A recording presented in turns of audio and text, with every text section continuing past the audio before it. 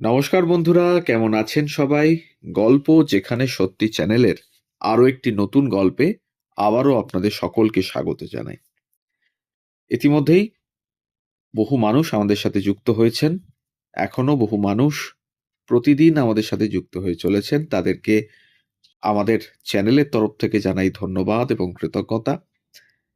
এবং যারা নতুন যুক্ত হচ্ছেন তাদের উদ্দেশ্যে বলছি, দয়া করে আমাদের চ্যানেলটিকে সাবস্ক্রাইব করে একটু পাশে থাকবেন, আর বেল আইকনটিকে প্রেস করতে ভুলবেন না, যাতে পরবর্তী গল্প খুব তাড়াতাড়ি আপনাদের কাছে পৌঁছে যায়। তার জন্য আমাদের গল্প পোস্ট করার সময় প্রতিদিন ঠিক সকাল 9টা থেকে 9:30, কখনো কখনো একটু আধটু দেরিও হয়ে থাকে।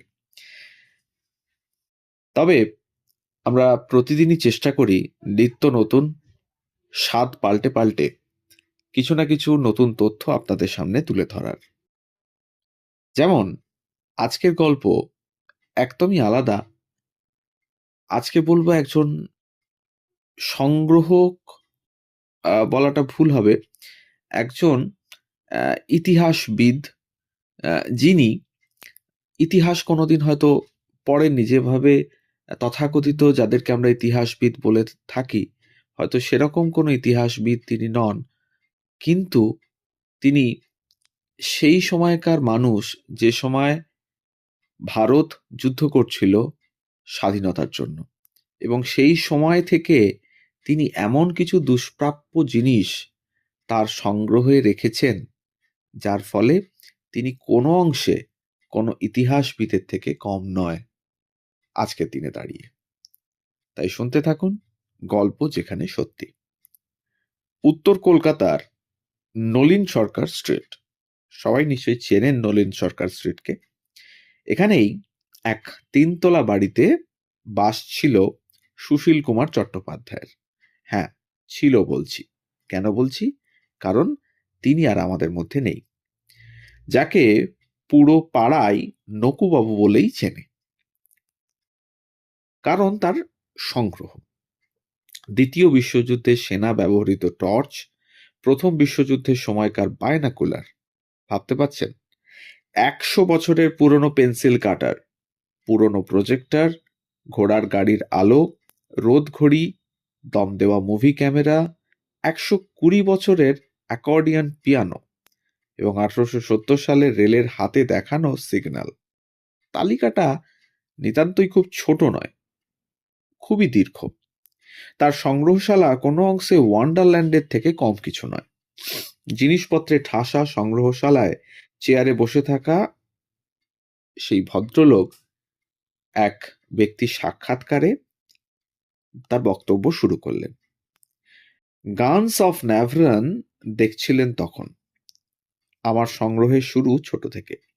প্রথমে পাথর সংগ্রহ করতাম, তিনি বলছেন, এবং তিনি, এই নকুবাবু, স্কটিশ চার্চ কলেজ থেকে বিজ্ঞানে স্নাতক, এবং শব্দই তাকে প্রথম টানে, এবং সেই থেকে অ্যাম্প্লিফায়ার স্পিকারের প্রতি তার আকর্ষণ বাড়ে, এবং নেতাজির ভাষণ শোনার জন্য তিনি নিজেই বানিয়ে ফেলেছিলেন নিজের রেডিও। ভারত ছাড়ো আন্দোলনে তিনি অংশগ্রহণও করেছিলেন। তাহলে বুঝতে পারছেন কেন তাকে বলছি। ভারত যখন লড়াই করছিল ব্রিটিশদের বিরুদ্ধে, তখন থেকে তিনি ভারত ছাড়ো আন্দোলনে যেরকম বিপ্লবীদের পাশে এসে দাঁড়িয়েছিলেন, সঙ্গে সঙ্গে সংগ্রহ চালিয়ে যাচ্ছেন বিভিন্ন জিনিসের। 1993-এর এই মানুষটির কথায় সেসব কেউ মনে রাখে না। প্রতিদিন তিনি ভোর 4:30 ঘুম থেকে উঠে পড়তেন, কারণ নিজে হাতে পুরো সংগ্রহশালা তাকে সামলাতে হতো। 1912 সালের পকেট মাইক্রোস্কোপ থেকে ব্রিটিশ আমলের কলিং বেল, প্রথম বিশ্বযুদ্ধের মুভি ক্যামেরা, সংগ্রহ সামলাতেই তার দিন চলে যেত। এইভাবেই চলছিল তার যাপন চিত্র। সারাদিন অজস্র মানুষ তার সঙ্গে দেখা করতে আসতেন, কিন্তু কাউকেই তিনি ফেরাতেন না। ওই ভদ্রলোকের মতে তিনি বলেছিলেন, মহাবিশ্বে কোনো কিছুই এমনি এমনি হয় না। কেউ যদি তার কাছে আসেন, তাহলে এই দেখা হওয়াও তাদের ভবিতব্য ছিল।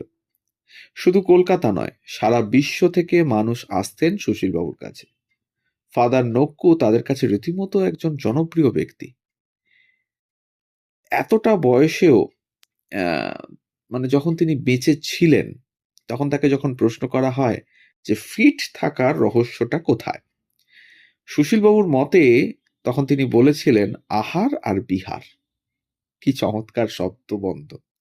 অর্থাৎ সঠিক খাওয়া আর নানা স্থানে ভ্রমণ করা, এই দুই তাকে ততদিন পর্যন্ত কর্মক্ষম রেখেছিল। সকালে 1 কাপ চা খেতেন, তারপর ডালিয়ার খিচুড়ি, দুপুরে সামান্য ভাত, সবজি, ডাল, এবং বিকেলে মুড়ি আর বাতাসা, আর রাতে 3টি রুটি, মুগ ডাল বা রাজমা সেদ্ধ এবং একটা মিষ্টি। উত্তর কলকাতার মানুষ, মিষ্টি তো তাদের খেতেই হবে। এটাই ছিল তার রোজকার খাওয়া দাওয়ার রুটিন।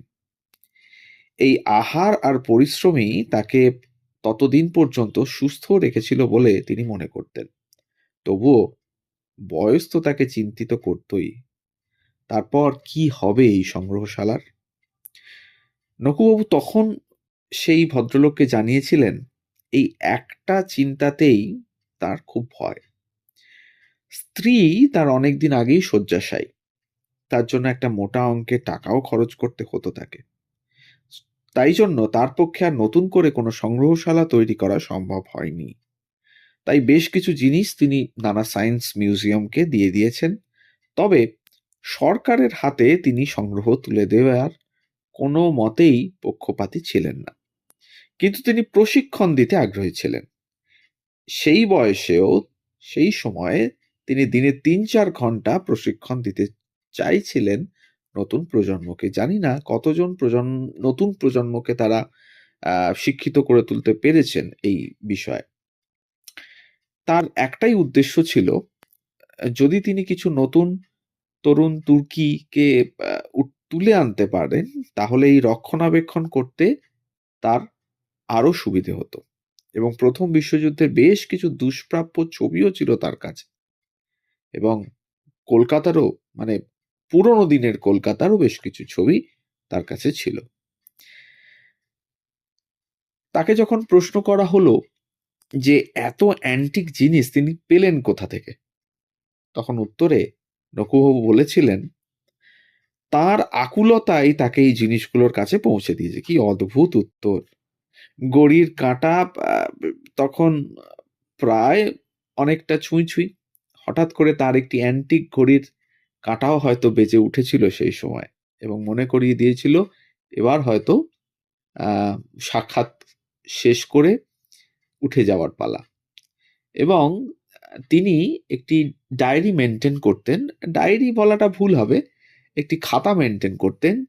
তাকে যারা যারা সেখানে সাক্ষাৎ করতে আসতেন সেখানে নম্বর লিখে তাদের ডিটেলস, তারা কে, কোথা থেকে আসছেন, কি তাদের পরিচয়, ঠিকুজি কুষ্টি লিখে আসতে হতো। কিন্তু কোনো রকম ভিজিটিং কার্ড তিনি অ্যাকসেপ্ট করতেন না। তাই সেইভাবেও মানে যিনি সাক্ষাৎকারটি নিয়েছিলেন তিনি তার নম্বরটি লিখে ওখানে দিয়ে আসেন। কিন্তু একটাই প্রশ্ন, এর পরে সেই সংগ্রহশালার কি হলো? এখনো পর্যন্ত যেটুকু ইনফরমেশন পাওয়া গেছে, তার সংগ্রহশালাটি তার সুযোগ্য পুত্র এখনো সেই সংগ্রহশালাটি সেইভাবেই অক্ষত অবস্থায় রেখেছেন, এবং প্রত্যেকটি জিনিস খুব যত্ন সহকারে তিনি মেনটেন করেন। এবং হয়তো বিভিন্ন যে বিজ্ঞান মেলা হয় সেখানে কিছু কিছু জিনিসের প্রদর্শনও তিনি করে থাকেন। তো এই ছিল আজকের গল্প, নকুবাবুর গল্প, এক অন্যরকম গল্প। আপনাদের সামনে একটা তথ্য তুলে ধরলাম। যিনি ছিলেন আজ আমাদের মধ্যে নেই নকুবাবু, কিন্তু হয়তো একজন জীবন্ত সংগ্রহশালা ছিলেন। বহু জিনিস তার সংগ্রহে ছিল, এবং সেগুলো আজও হয়তো বেশ কিছু জিনিস অক্ষত আছে, এবং সেটি মেনটেন করে চলেছেন তার সুযোগ্য পুত্র। সুযোগ্য পুত্রের নাম আমাদের তথ্যের মধ্যে ছিল না, কারণ আমরা তার নামটি জোগাড় করতে পারিনি, তাই আপনাদের সামনে তুলে ধরতে পারলাম না। কিন্তু যদি ভবিষ্যতে পাই তাহলে কমেন্টের মাধ্যমে নিশ্চয়ই জানিয়ে দেওয়া হবে, বা ডেসক্রিপশন বক্সে নিশ্চয়ই জানিয়ে দেওয়া হবে। তাই সকলকে আবার ধন্যবাদ জানিয়ে আমাদের গল্প এখানেই শেষ করলাম। সবাই ভালো থাকুন, সুস্থ থাকুন আর শুনতে থাকুন গল্প যেখানে সত্যি। ধন্যবাদ।